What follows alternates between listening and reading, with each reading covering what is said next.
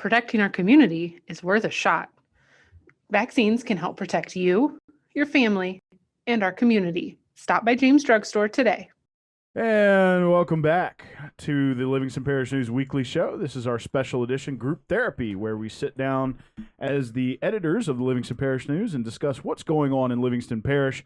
My name is McHugh David, publisher and editor of the news, and I'm joined today by my fellow editors. We are following the most recent mask mandate that came out. So we're going to start with the gentleman on my right. Hey, this is David Gray, lifestyle editor with the Livingston Parish News. Hey, this is Rob DeArmond. I'm the sports editor here at the Livingston Parish News. And I've already introduced myself, but we did bring it up, the mask mandate. David, I'm going to have you, pretty simple here, but I'm going to go ahead and let you check in and tell us about what's going on. Yeah, so, I mean, basically that's it. We have the mask mandate. It was kind of hinted at the last several weeks. If y'all have been following us or listening to the podcast, we've been talking about it. It was 2 weeks ago, or less than 2 weeks ago, the Friday before last, when the governor and the Department of Health, they sent out an official recommendation that all people wear masks, kind of going, and then a couple days later, that's what the CDC came out with, that all people vaccinated and unvaccinated wear masks. But Monday, it was kind of the not really a surprise at all. We got the information about the governor having a press conference that Sunday, which the governor having a press conference on a Friday and then one on a Monday. You knew that an announcement was coming. It was pretty obvious. It's a little different this time, though, because the mandate before it applied to kids 12 and older. I can't remember, but this time it's 5 and older, which is younger than it was before. And that's just because this Delta variant has had greater effect on kids. I mean, there was 11,000 new cases reported on Monday, and almost 2,100 of those were among children. So, I mean, there has been an effect on children that, previous strains of the coronavirus that you haven't seen. So, I mean, this is in response to that, and especially with school starting up, that's what, the governor just wanted to go ahead and get that done with now. So now, that mask mandate applies to, and, including, even though it's 5 and older, that includes any kid that's enrolled in kindergarten as well. So if a kid happens to be 4 years old in kindergarten, I don't know how old they are when they go to kindergarten. You're all the ones with kids, not me. So yeah. Usually about 6. Okay. So okay. So there you go. But, It's been a while. so yeah, any kid enrolled, 5 years older in kindergarten. Yeah, I haven't been there in a while either. So, but yeah, so basically any kid on a school campus, a college, they're going to be required to wear a face mask. Employees as well, vaccinated or unvaccinated, doesn't matter, at least until September 1st.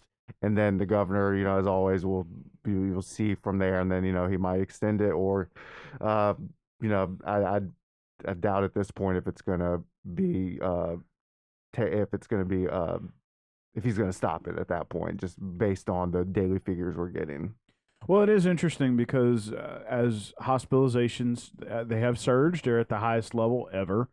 And we're starting to get back into those, 1,000 or more cases per day. And yesterday was 53 deaths. This is Wednesday we're recording. On Tuesday, the 3rd, there was 53 confirmed deaths. So, I mean, the deaths are spiking. Before it was just cases and hospitalizations. And they also said, that even though, it's not like it was earlier in the pandemic when you had, when they didn't know how to treat COVID. Now they have an idea of how to treat COVID, but that just shows how much they're getting overwhelmed, that even though they know how to treat COVID, they don't have enough staff, and that therefore, one of the Dr.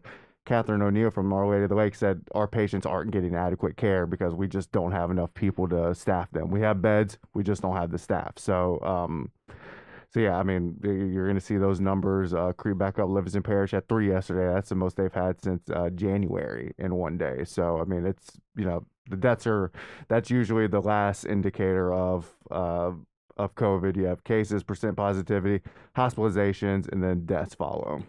So, and the other thing I wanted to bring up is that it does seem like with the most recent surge, it's caused a lot of people to pull the trigger and get the vaccine. Yes. Vaccinations are up. So that's a good sign. We do feel for those folks who have contracted COVID recently or who have lost a loved one.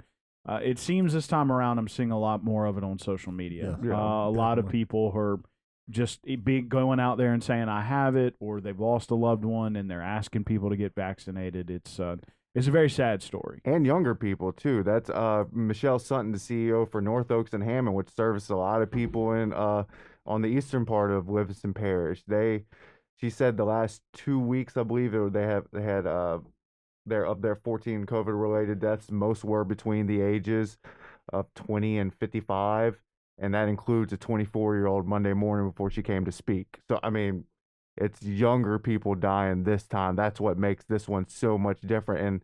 And Dr. Cantor said the average age dropped from 75 at the end of 2020 to 65 right now, and that's just half the year. So I mean, it could possibly drop even further. So the average age of death, I mean. And when you're talking about an average age over a sample population, 10 years is huge. Yes, Right. That is a big deal So- for that big of a number drop. So yeah, that's where we are with COVID right now. So let's talk about something a little more fun. You guys literally just coming off the field this morning. I came in here to meet y'all. Y'all were at Denham Springs High School for their wonderful 6:30 practice. Some days I miss that, some days I don't. But tell us a little bit about what the Jackets are looking at as we're heading into school starting a week from today, actually. Today was just one of those deals where orientation is today, which necessitated a 6:30 start time for practice. And I told David before you got here, if it's like that every day at 6:30, I could go for 6:30 practices every day. I'm advocating 6:30 a.m. kickoffs. If the weather's like it is today, Right. we'll be good. A lot of we were there for basically the first half of practice, and a lot of individual type drills, which Coach Brett Beard called sports specific training, which is kind of getting the kids in shape. Not that they weren't, but just trying to. He said it's like putting kind of like putting pieces of puzzles together. Sure. These are the building blocks for what they're gonna expand on. And they'll go to full pads next week. So this is right now they're just working in helmets and in shorts and shirts. So it's really kind of keeping things simple right now, but you're still learning while you're out there. Sure, and a lot of people, you see the NFL and they're constantly playing football, whether it's in helmets or whatever. You don't realize that at the high school level, and to a certain extent at the college level, there's a huge gap in between the fall and the spring, and then the spring and now. So, you can't just throw kids and we've learned, because people used to, but we've learned you can't just throw kids back into full pads and say, go hit each other after not hitting each other for, 4 months in the first break and about 5 months in the second break. So it's always interesting to see how they adjust fall, as we called it, fall camp, to better help these kids get acclimated. The other part of it is too, we talking to Coach Beard this morning. He said they've been going later in the evening. So yesterday they got off the field about 7:15, something like that. So he wanted to kind of see they don't do 2-a-days anymore. Which when we were coming out, that's what you did, was you just camped out at the field house once football season started, and you just kind of stayed there. Yep. So this was kind of a turnaround deal, just to kind of see how his team could handle that quick turnaround, where you're off the field at 7:15 or so in the evening, and then you come back at 6:30 in the morning and start back up. So it's yeah. It looked like they handled it pretty well this morning, though. Well, we switched, actually. When I was in high school, going into my freshman year, we had 2-a-days, and it was from 8 to 10 in the morning and 5 to 7 in the evening. By the time with a lift after the morning workout. By the time I was going into my junior year, we just did 6 hours from 6 to noon. It was miserable. It was terrible.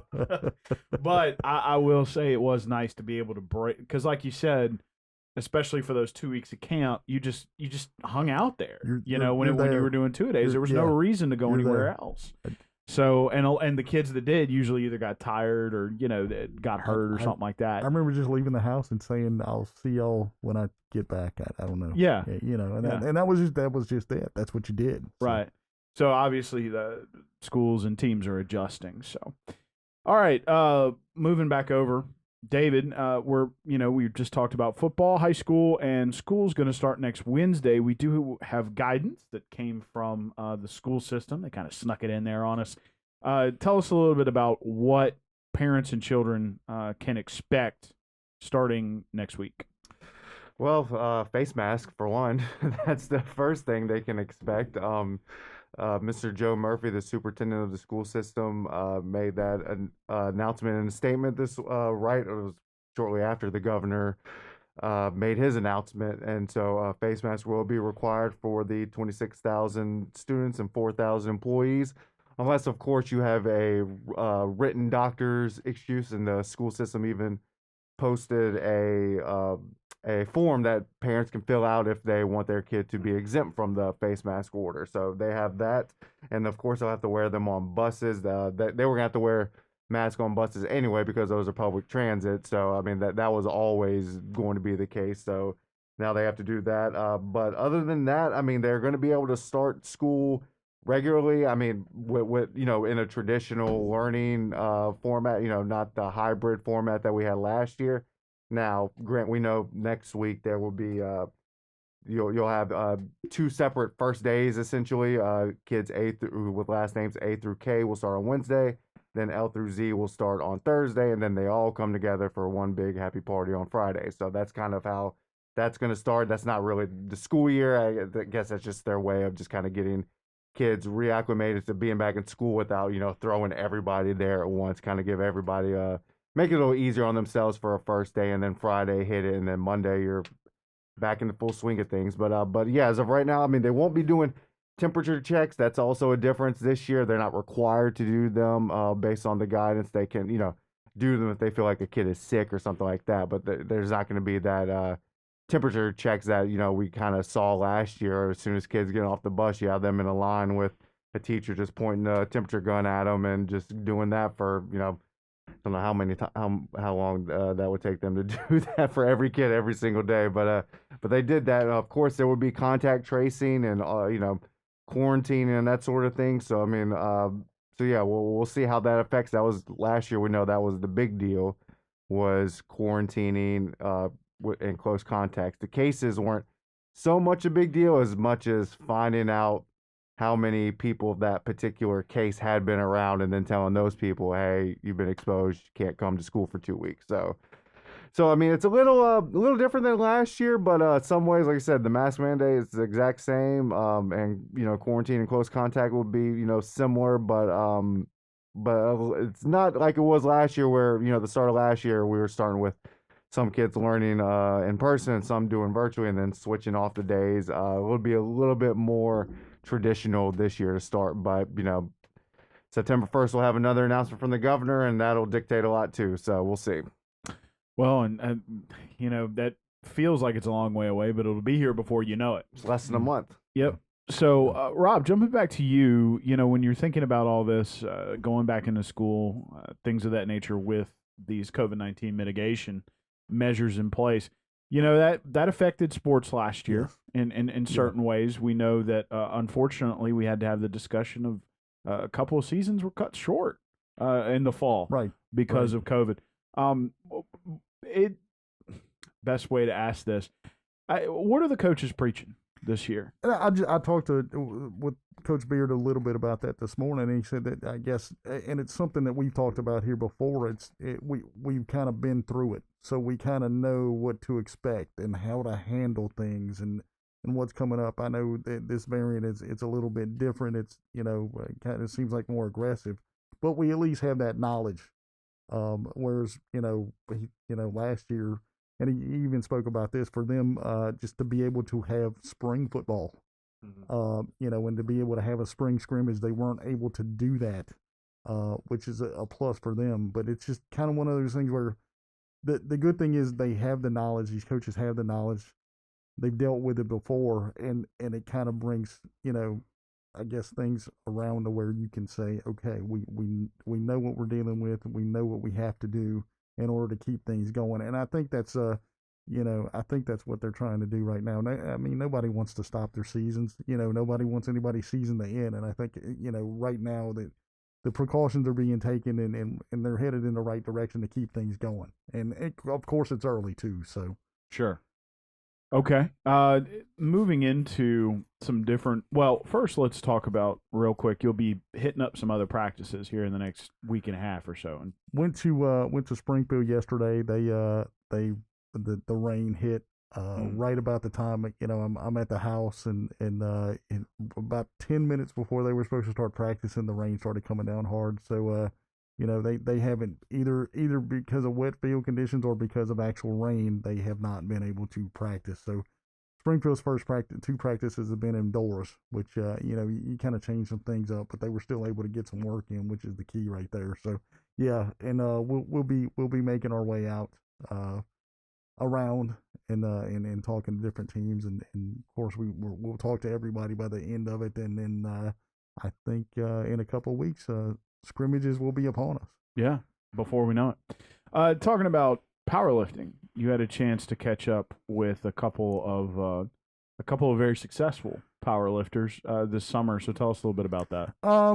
This goes back. This was a national high school meet that was held at the end of May, and we're talking about from Denham Springs, Reagan Bosco and Ryan Roberson. Ryan Roberson is the stepsister of Remy Hidalgo, which when I talked with her, it was, how'd you get into it? And she said, I literally started lifting with Remy, in the garage. And she's kind of like, I don't know if I can do this. And, Miss Ashley Roberson, Remy's mom, Remy just kept kind of, hey, Ryan, you can do anything you want to do if you put your mind to it. And she's been really successful. She goes to this national championship, comes away as the junior varsity national champion in her weight class. Wow. Yeah. So it's one of those things where it's kind of progressed, and she was doing some cheerleading last year as a freshman in her first year, and she stopped doing the cheerleading to focus on the powerlifting. And the approach, it was kind of funny. You ask them what's your approach going in and to nationals, and she was kind of like, hey, first of all, I was kind of shocked that Coach Ryan asked me to go. And so the other part is when in talking to both of the lifters, it was kind of like we just kind of let Coach put the weight on the bar, and we just went and lifted. We didn't know what was on it. We just went and lifted. So it's kind of the mind over matter type deal where you don't just go ahead and lift. And Ryan wound up winning on her last deadlift. She didn't know how much was on it. She just went up and did it, and she won. And then Wow. Yeah, and then Reagan Bosco, she won the state championship in her weight class, and she was able to finish fifth in her weight class. Which she said the weight class was a little bit different at the nationals, which is something she had to adjust to. But that was the same type of deal where, hey, Coach, just put the weight on the bar. Don't tell me how much it is. Yeah, right. Which I thought was really cool. Was like, I'm just gonna go lift it. Don't worry about it. Sure. So and I kind of asked him about it. And this is something that I'm sure Coach Ryan, I asked him about just bringing the kids. What made you want to do it? And I said, why not? Let's go see what we can do against, some of the best competition in the nation. And they do well, so now it leads to, those different goals and everything. So, when I talked to Reagan, she said, hey, we told Coach that we're going to win regionals. And he's, I think it was, he said he would either dye his hair, get a mullet, or shave his head. Oh. So, Reagan was like, that's quite a she spectrum. said, Mr. Rob, could you please put that in? I said, if we do that, it's in black and white. So if you guys do it, he's got no choice. He has to do it. He made the promise. Coach Ryan, you're on the spot now, man. So moving over to Holden, we have two new coaches there. Tell us about them. Got to meet with them earlier this week. We have, and they're both young coaches, first time head coaches at the high school level. Raven Tozan is going to take over the softball program, and Chase Hemel is going to take over the baseball program. Just in talking to, I talked to Rusty Hutchinson, the assistant principal at Holden. And, I said, a lot of times you could look at it and you say you want to try to get a veteran coach or something like that. But for these hires, they were looking for people, he said, who are blue collar and hardworking and have a lot of energy. And they said both of these coaches checked all those boxes off during the interview process. So with Coach Tozan, she's actually a member of the National Guard as well. So they're looking for the leadership quality, which he said you see it right there. Right. The other part, if for Coach Email, you kind of go, hey, what made you kind of seek out Holden and look at this? And he's coached, he was assistant coach at Mandeville High, and he's also a coach in the Louisiana Knights organization. And he said what it was. We just started talking about it, and he's recently moved to Ponchatoula, so he's nearby. But he said he used to deliver ice cream, drive a truck around. So he said that he would often deliver to the Dollar General store, which is right across the highway from Holden. And if you go down Florida, you know where it is. Sure. But he said you could always see the baseball field from the parking lot at the Dollar General. So when this kind of thing kind of came open, it was like, okay, this is where I'm supposed to be. Right. He said you'd always see it. He said I started looking up, and you see how successful the sports programs, especially on the girls' side, are. So he said we let's try to get the boys' programs in the same light. And pretty soon they'll be playing under the lights. That's true. This is true. And so that might have been an extra incentive. Yes, correct.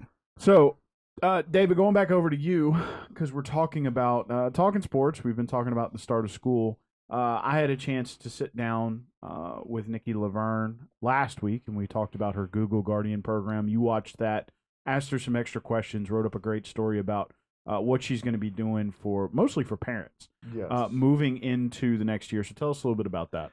Yeah, that was God, I forgot that went in this week's paper. It's such the weeks just blend, just go in together. But yeah, Nikki Laverne, she formerly worked with the Livingston Parish IT department. She's now at the virtual school for elementary students. She's the administrative assistant there, and now she has worked the last year on this program to basically get parent, and really it's for everybody. I mean, she said parents, but it's really for anyone, students also, or even teachers, a week-long program during the first full week of school. So that would start on the 16th, August 16th through the 20th. Every day after school, there would be live stream videos on YouTube. They can all be found on the Google Guardian's website. And basically, she's going to her and other presenters are going to walk viewers through how to use different Google applications. Google Classroom, that was the big one last year. That was the source of a lot of frustration among, parents, teachers, everyone last year when, like we said earlier, when the school year started in a hybrid form of learning, where you had some kids learning at home, some kids learning in school, but all of them were having to use some sort of Google Classroom. So that is, so I know that's the topic she's presenting on Monday. And then she'll have, they'll go over a bunch of other different things that students now, especially in Livingston Parish, are having to use on a regular basis because, as they've all said, this isn't really going anywhere. Technological learning like this isn't going anywhere. This is the way their kids are going to be learning from now on. So this is just a way to help parents, just give them that extra tool to be able to help kids at home with their homework. I mean, one of the things that she said that really stood out to me when y'all were talking was she said that when she was helping her own kids, she had trouble, and she has this IT background, Google innovator, someone who would understand something like this, but yet she was having trouble. So I mean, she was like, I can't even imagine what the parents who don't have my background, are going through right now, because it can be frustrating, and you don't even know where to start. Another thing she says, you could Google how to do this and you'll get 5,000 different results. You don't know which one's helpful. So this is kind of her one-stop shop to at least get you started on how to get started, and then hopefully where to go if you have additional questions. So they're going to have I think it's the first day is 2 presenters, and then the next 4 days they have 3 presenters each. They start at the top of the hour, starting at 5. So you have one at 5, one at 6, one at 7. Each of the sessions about 30 to 45 minutes. And the good thing is, if you can't watch in real time, they're going to be recorded on YouTube, so they will be available. The school system, it will, more than likely they're going to blast that out on there. So if you go to follow any of the school systems social media feeds. You'll be able to get a link to these videos. But I mean, just another tool for parents to take advantage of, and like I said, and it's free. I mean, and it's somebody. And another thing about this is Google kind of, which Google took over this. They're kind of broadcasting it on their own level, and Google is this behemoth company. So I mean, them getting this out there on an international level. I mean, you're gonna have people from all over the world watching mostly teachers from Livingston Parish, teach them how to use different Google applications. So this is getting some top-notch information from people right here. So I mean, really, it's you couldn't ask for anything more, honestly, in terms of learning how to having someone teach you how to use these different applications, but that person be someone who lives in your community. Yeah, and I mean, international recognition for that. So it's going to be interesting to see those courses go through. They start next week. So please be on the lookout. 2 weeks. 2 weeks. Yeah. Oof. First school week of school. School yes. starts next week. Yep. They start the week after that. Yes. So we're kind of running out of time. We're going to kind of blow through these last few headlines real quick. First and foremost, the moratorium on evictions and foreclosures ended at the end of July. There is a recommendation from the CDC to extend them to October 1st, but that has to be ratified by Congress. In the meantime, the governor has made some recommendations, mostly for people to apply for assistance. Correct? Yep. And the CDC's recommendation, just saw that, was 4 areas that have high COVID basically surges right now, Sure. which all of Louisiana would fall in that category. Right. And last but certainly not least, to pull the show to a close, the Purple Cow is opening later, pretty soon here. Yes, August 14th. So next, that is next week. Yes, that is next. Hey. one week from this Saturday. So August 14th, they're gonna do a ribbon cutting. I went there the other day. It is a huge facility. 15,000 square feet. I mean, and if you've been to other Purple Cows, I mean, it's not your typical thrift store. You don't see stuff kind of scattered everywhere. I mean, the executive director I spoke to, kind of compared it to, a Ross or TJ Maxx, one of those sort of outlets. So I mean, that opens next week, and he said, a lot of their customer base is from Livingston Parish because they have 2 other locations in Baton Rouge, but a lot of their customers come from Livingston Parish. So it just made sense to move out to open a location here. It's right off the interstate in the shopping center. What's the name of that shop? Spring Plaza. Yes. Spring Plaza. Yeah, that's the name of the shopping center. So right there by Big Mike's, so that opens officially next Saturday, but people could bring donations there. And so that's the news on Purple Cow. And what are the donations for? People could bring their own items to be sold at Purple Cow. That's kind of how it works. Kind of like a Goodwill, if you say, but probably nicer stuff than Goodwill. They only take certain gently used items, is what they call it. And then, but people can also donate because the Purple Cow is the main source of income for the Christian Outreach Center, which is a nonprofit that works with homeless people in the Baton Rouge area. So that's really where they get a lot of their income from, is from the Purple Cow locations, because they've become popular thrift stores, especially among college kids. I didn't realize that until I did the story, but college kids are always looking for a deal. So oh yeah. So that's kind of that's the story behind Purple Cow. It's a Christian themed organization that tries to help with the homelessness. And that's another thing with them bringing this location out here. They're going to bring also some of their outreach services to Livingston Parish too. So that's something to look forward to. Well, it'll be interesting to see. Of course, that's right off the interstate in Denham Springs. All right, gentlemen, let's check out here. We're going to slide in right on time. So this time with the introductions, we're going to start on my left. Hey, this is Rob DeArmond. I'm sports editor at the Livingston Parish News. And David? And this is David Gray, lifestyle editor with the Livingston Parish News. And my name is McHugh David, publisher and editor of the news. Appreciate you guys joining us today for the Livingston Parish News Weekly Show, special edition, our group therapy. Want to remind folks that you can find us on Facebook, Twitter, LinkedIn, Instagram, and YouTube. We are once a week in print on Thursdays at $7 a month to get that in your mailbox. We're also online, www.livingstonparishnews.com. One last time, I want to thank you for joining us, and we'll check you out next time.